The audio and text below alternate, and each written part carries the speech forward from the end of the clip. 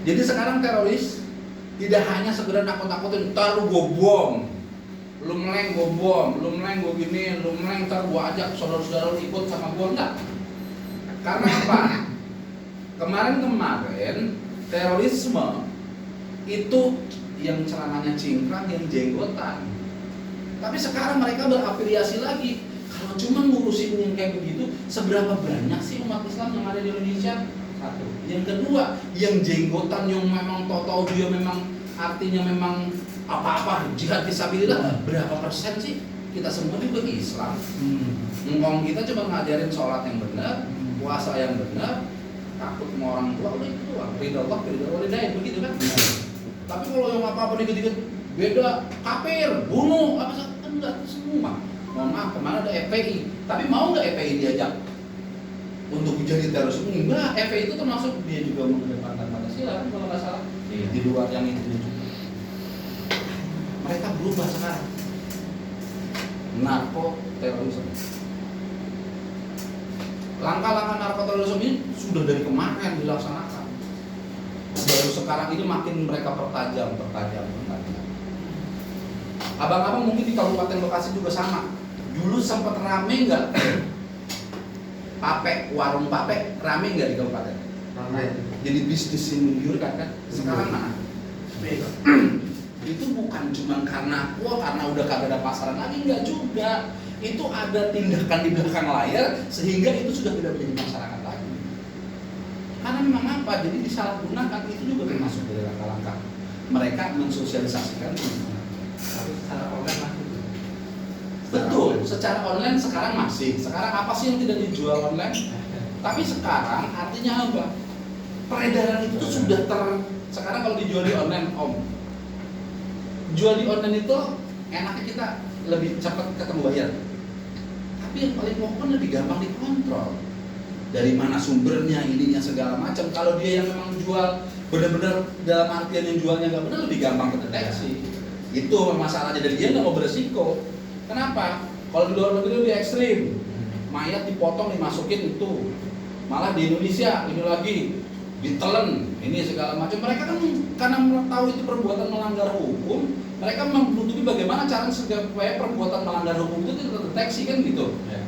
Tadi online betul, tapi kalau online kan akan lebih terdeteksi. Oke. Nah, di sini nih termasuk kita udah mulai masuk masalah rehabilitasi, tapi secara gambaran umum. Jadi saya bicara di Badan Narkotika Nasional itu ada rumah edukasi anti narkoba. Ya, jadi di sini ada rumah edukasi anti narkoba. Jadi kalau memang teman-teman mau konsultasi tentang bahaya narkoba apa segala macam itu sana ada.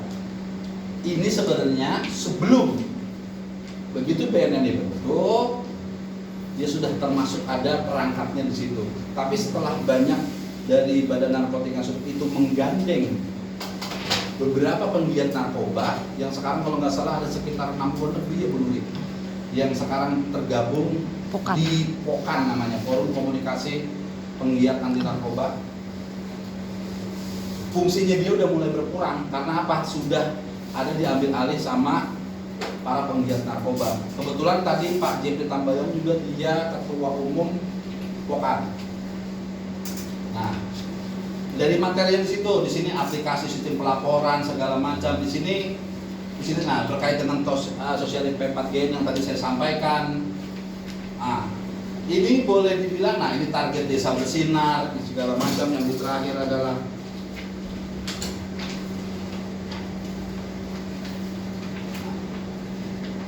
ini semua sebenarnya adalah salah satu apa yang menjadi tugas ini diadop oleh Garda Mencegah dan Mengobati.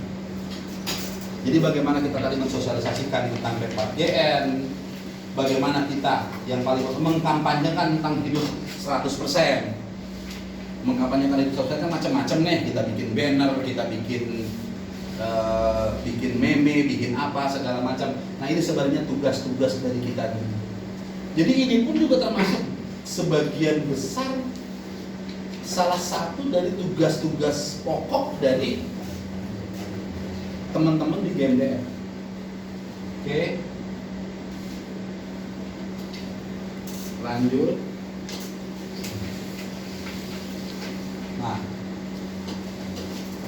Nah di sini judulnya gejala kecanduan narkoba.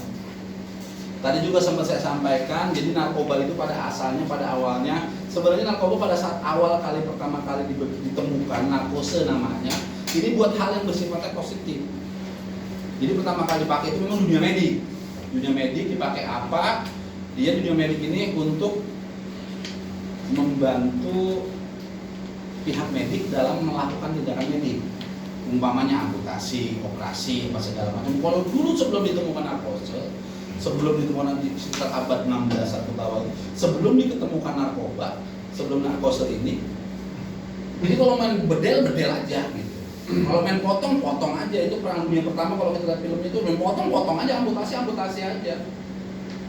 Tapi setelah adanya narkose, diperingan penderitaan dari pasien.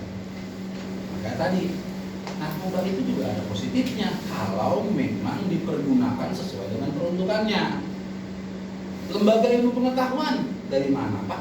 Lembaga ilmu pengetahuan. Lembaga ilmu pengetahuan itu dari narkoba ini terus artinya mereka terus dikaji secara ilmiah segala macam menjadi turunan-turunan yang tujuannya adalah untuk kepentingan ya kebutuhan medik, buat kebutuhan manusia. Salah satunya hal yang paling pokok apa? Umpamanya nih, Paramek aja, obat-obatan yang kayak gitu aja, Neosep apa segala macam. Coba dah, kalau saya kenalnya Neosep, kalau batuk pilek, mau bibit, mau flu, saya minum Neosep. Teler saya, besok alhamdulillah waras. Paramek, kalau sakit kepala asal udah kena Paramek, oke. Sakit gigi apa obatnya? Ponstan. Padahal saya tanya, Ponstan itu obat sakit gigi atau bukan? Obat nyeri. Hah? Obat nyeri. Ponstan itu obat penghilang nyeri. Rasa sakit itu dari mana? Itu sebenarnya turunannya dari narkoba, dari narkoba. Itu kalau memang dilaksanakan secara positif. Itu pun tadi digarisbawahi sama kita, jangan disalahguna. Kalau zaman dulu saya SMA, napasin satu, napas lega, minum satu satu tempat itu 4 biji, wah kelewat lega napas itu. Jadi play malahan. Karena kayak gini yang kita alami.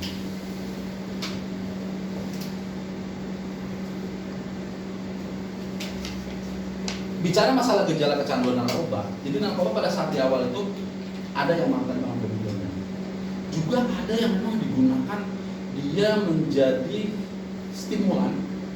Jadi itu diminum, itu dipakai buat para prajurit perang. Tujuannya apa? Biar nggak takut mati.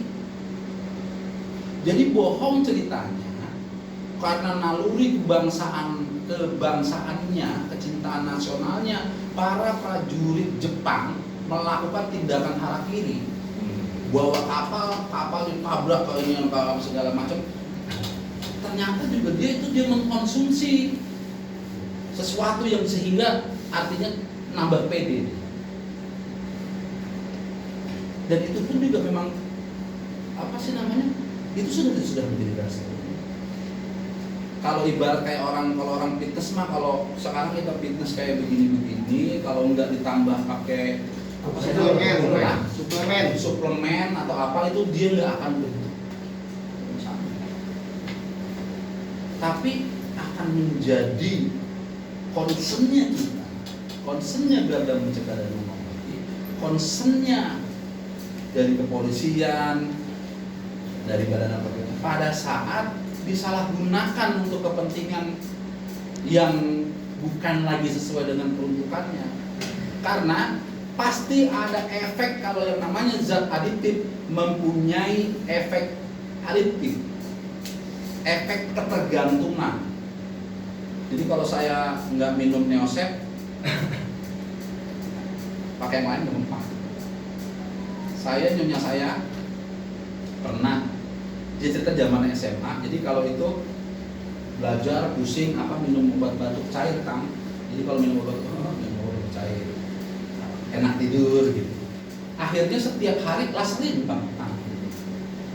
Jadi waktu itu ceritanya kakak sepupunya yang kebetulan orang medik lihat di kamarnya itu kok botol bekas laser itu banyak. Nah ternyata itu kecanduannya. Nggak bedanya gini juga, zat aditif itu yang tadi seperti saya sebut ada lem iPhone segala macam itu kan zat aditif tuh. Jangan salah, saya pernah mendapatkan materi pengharum mobil, pewangi mobil itu ada yang memang kalau kita nggak pakai mereknya itu, pakai merek yang lain tuh nggak, nyiumnya nggak enak. Itu juga termasuk zat aditif sebenarnya. Artinya kenapa sih zat aditif dilarang? Karena secara efeknya itu memang polanya beda. Kalau kita menjadi pengguna langsung penyalahguna narkoba ya itu akan langsung. Kalau dia tuh efeknya perlahan.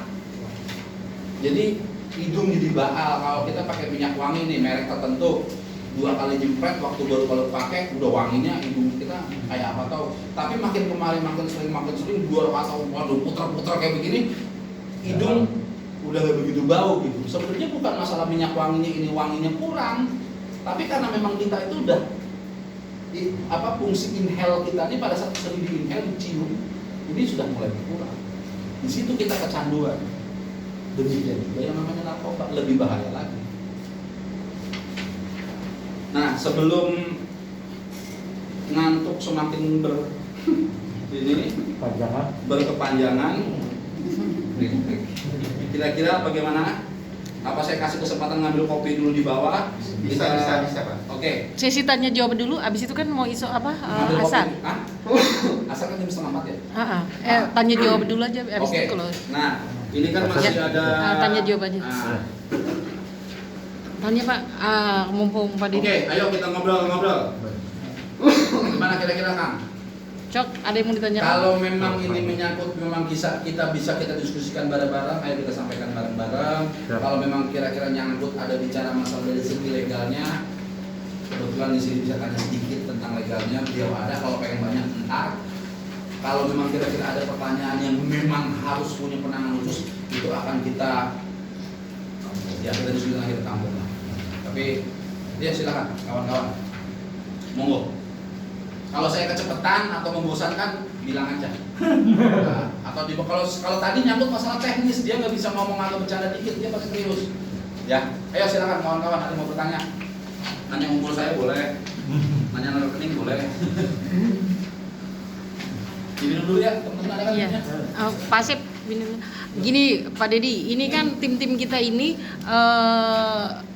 bagaimana agar mereka nih bisa menjadi seorang penyuluh yang handal, biar bisa memaparkan materi, biar bisa bersosialisasi di daerah Kabupaten Bekasi. Trip gimana caranya mereka agar tuh tipsnya, ayo. Nih kayak Pak Kadi nih seorang RT. Oh, Pak RT. Nah, ini kan banyak nih anak-anak yang anggota lain. Gimana? Oke. Nah, saya tanya profesi satu persatu. Si Mas kegiatannya di luar GMDM apa? Di luar GMDM. Ya. Usaha yang mana, yang pengamanan itu ya? Bukan. Usaha apa? Usaha perdagangan. Dagang apa? Ya, dulu Enggak. Kalau saya kalau teman-teman anak sama audiens saya di sekolah apa segala macam, saya bilang begini. Lebih baik saya bersosialisasi, kita duduk berhadapan, saya bersosialisasi ketimbang saya duduk berhadapan. Masih lebih lunak lagi kalau kita berhadapan konsultasi.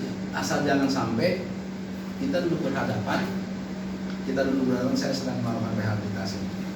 Gitu. Dalam itu artinya. Apa kedagangan ini? saat ini kegiatan saya untuk pengembangan garam. Pengusaha bukan pedagang itu. Oh, garam. Anggota koperasi dia. Garam apa tuh? Garam ini sosok kita revitalisasi lagi untuk menjadi murni, lebih putih. Iya. Nah, setelah itu akan kita proses untuk garam dapur. Nah, saat ini anu buah untuk garam sunat. Itu. Kenapa Bu Nuri saya tanya masalah profesi tentang berkaitan jawaban saya terakhir? Si Akang apa kegiatannya? Saya sebagai supir Supir apa tuh? supir mobil box. Wih. Oh, di PT berarti. Iya, PT. Bawa apa? Keren nih. Tapi kan dia apa ya sebenarnya? Oh, bawa apa? bawa tinta buat tablo ini. Itu kita doang. Nggak dimasukin ke yang lain. Bawa sapu aja. Si Akang, apa? Saya belum ada kegiatan, Pak. Oh gitu. Iya. Lagi nunggu dari Nganggur. Wakilnya Ada ketua Apud. Ada usaha. Ada usaha lo namanya. Aduh. Ya, ada kegiatan. Apa tuh kegiatannya? Ya, saya cuma punya kontrakan aja. Kontraktor. Betawi. Orang Betawi, orang Betawi tulen. Tulen. Ya. Tenang, saya juga gede dari kontraktor. Si Akang, Bos. Saya sebagai wira swasta. apa tuh udah swastanya? Usaha lima itu, Pak. Hah? Usaha kecil-kecilan lah. Kecilnya sekecil apa? Kecil banget. Main apa? Main apa? Main apa? Saya mah nanya-nanya siapa tahu ada yang nyambung sama saya. Limbah. Oh, main limbah. Iya. Waduh. Tahu limbah saya jual dia. Ini nyambung bisa. Si Abang di mana, Bang? Apa itu? 35M. Mandor. Oh, saya punya teman kayak Mas Jadi segala macam pasir, bata. Nah. Gitu ya. Nyambung. Gede, Pak, penghasilannya, Pak. PT Timah saya telepon Abang. Siaran. Kerja sama dia, Pak. Lah, kerja dia. Dia kerja sama dia. Apa tuh? Ya kantor. Apa? Konsulting. Konsulting apa? Aja. Hah? Nah, kerja. Oh, yang tadi diomongin di bawah itu, anggotanya ada 6.000 anggota katanya. Ada berapa banyak? Untuk security kan biasa pengamanan Enggak, saya buat pelatihan dan juga sertifikasi LSP. LSP-nya terdaftar di BSN. Kita malah udah provinsi, Pak. Ya BSN kan baru sertifikat nasional. Oh iya. Kita kan di LSP. Wes, mantap. Biasa. Abang kita? Apa? Oh sama. Iya. Kalau bosan ketemu terus itu. PRT, selain jadi PRT apa?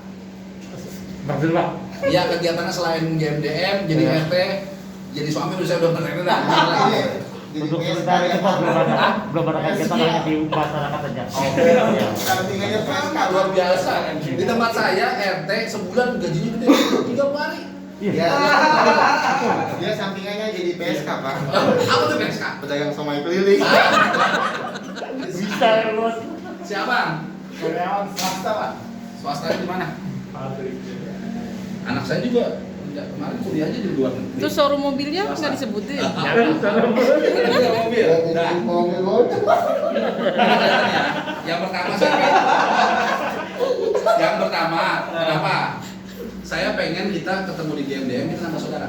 Ya. Amin. Siapa tahu ada yang nyambung. Amin. Saya main ke sono butuh garam 3 galon doang gitu. Mobil box apa pasti kita biar saudara, biar kita tahu profesi teman masing-masing, siapa tahu ada yang bisa kita olah lah. Benar. Nah, kan gitu kan.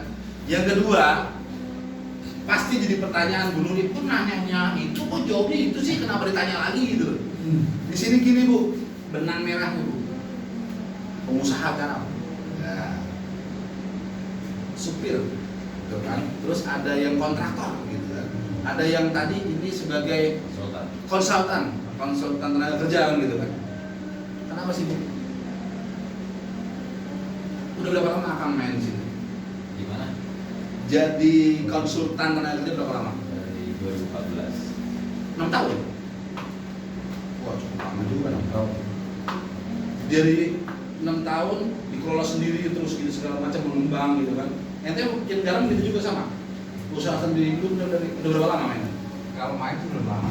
Belum lama. Kita membuat para petani nelayan yang di Kabupaten Semarang. Oke. Cilameo itu. Ya. Itu bersama dengan Poltek.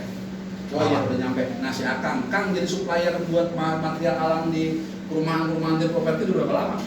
Enggak lama sih. Namanya? Yang di 15 tahun. Kalau bukan lama lagi. Kalau bocah mau udah mulai agak udah panas-panasnya gitu. Kenapa saya tanya? Jadi RT berapa lama? Alhamdulillah 2 periode, Pak. Seumur hidup 10 tahun berarti kan? Aduh. Ya karena nggak ada lagi. Ini ada Warganya berapa? Tiga. Jadi gini Bu, kenapa saya tanya masalah itu Bu? Ini sebenarnya dari teman-teman dengan beragam profesi ada benang merah. Ibu tadi pertanyaannya adalah bagaimana caranya bergantian. Kemarin kan saya duduk di situ, sekarang saya duduk di sini kan gitu kan. Kira-kira teman-teman bisa nggak duduk di sini? Kenapa tidak? Harus bisa. Harus bisa. Dari mana bisanya itu? Karena biasa Bos. Jadi itulah kata benang merahnya. Karena udah 15 tahun jadi supplier material alam ke perumahan, bos gua butuh ini buat perumahan tipe 36, basarnya sama ini bikin berapa dah? Dia nggak pakai ditanya lagi, dihitung lagi, langsung langsung deh. Batu sekian, semen sekian, udah di luar kepala. Karena apa? Al-bisaku minal irsa. Nah, gitu. Jadi bisa itu kan biasa. Abang, kalau abang nggak kebiasa bawa mobil pick up, nggak mungkin abang dipercaya menjadi supir pick up. Karena sekarang saya punya mobil, saya butuh supir. Kalau orangnya kagak biasa nyupir, dia cuma nyupir. Nah, habis mobil saya dipandu berapa tahun? Benar. Iya kan? Si abang ini, dia jadi konsultan. Ngomong nyerocos enak aja ya. Nyerocos enak aja sama orang di depan ini bagaimana bicara kerja. Oke. Si abang ini kalau bicara masalah narkoba pikir. Tapi kalau bicara masalah bagaimana seorang menjadi employee yang baik, gitu kan?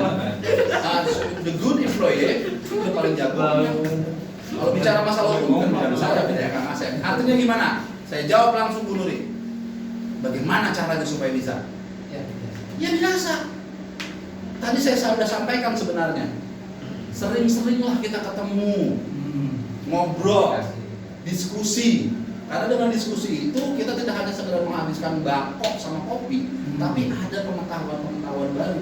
Karena ngobrolnya di sini paling nggak jauh bicara tentang narkoba dan lingkupnya. Terus bicara kesempatan, nanti kami DPD Jawa Barat akan mengadakan kegiatan seperti ini bukan kali ini saja pertama dan terakhir, tidak. Nanti ada lagi. Dan jangan kaget nanti kalau disuruh maju di sini adalah kawan-kawan saya. Sekarang ini bos, zaman kita SD, peribahasanya masih sama, belakang golok, kalau sering diasah, jadi tajam. Jadi intinya, ayo kita membiasakan diri dengan materi P4GM, membiasakan diri kita diskusi tentang narkoba, membiasakan diri kita diskusi tentang rehabilitasi. Insya Allah mungkin tidak hanya jadi pemateri kelasnya di Bank DPD Jabar doang, insya Allah bisa jadi itu kira-kira Bu Nuri. Oke. Gimana yang lain? Oh, udah.